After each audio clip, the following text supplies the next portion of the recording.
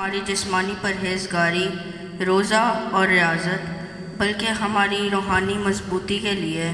خداوند یسوع مسیح کے دکھوں اور صلیبی موت پر دھیان دینے کی بھی دعوت دیتی ہے۔ اس کے ساتھ ساتھ پاک ماں کلیسیا ہمیں روزوں کے دوران اپنے گناہوں کا اقرار اور اعتراف کرنے کا موقع بھی فراہم کرتی ہے تاکہ ہم واجب طور پر پاشکائی ایام میں داخل ہو سکیں۔ آج کی پہلی تلاوت میں یوئیل نبی ہمیں اپنے کپڑوں کو نہیں بلکہ اپنے دلوں کو چاک کرنے کی ہدایت دیتے ہیں تاکہ ہمارے دل خداوند اپنے خدا کی طرف مائل ہوں۔ زبور نمبر 51 میں خدا کا بندہ اپنے گناہ گار ہونے کا اعتراف کرتا ہے اور خدا سے التماس کرتا ہے کہ میرے گناہ مجھے معاف کر کے نجات کا راستہ اور حکمت کی بھرپوری عطا کر۔ فضل نال اے رب بخش گناہ سب میرے، وانگوں فضل رحم کر تویں اتے میرے۔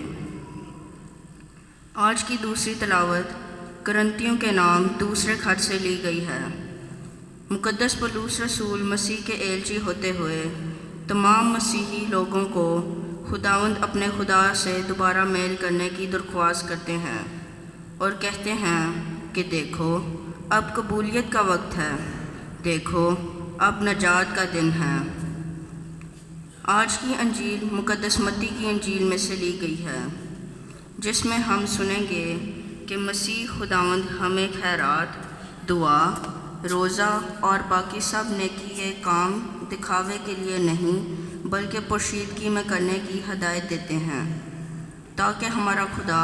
جو پوشیدگی میں دیکھتا ہے ہمیں ان نیک کاموں کا بدلہ دے۔ تو آئیں عزیزو، ہم اپنے کاہن اور کلیسیا کے تمام خدمت گزاروں کی رہنمائی میں روزہ، دعا اور خیرات جیسے نیک اعمال کا آغاز کریں اور خداوند یسوع کے دکھوں کی یادگاری سے اپنے گناہوں کا سچا اعتراف اور توبہ کریں تاکہ ہم خداوند اپنے خدا سے دوبارہ میل کر لیں، کیونکہ دیکھو روزوں کا یہ وقت قبولیت کا وقت ہے، دیکھو روزوں کے یہ دن نجات کے دن ہیں۔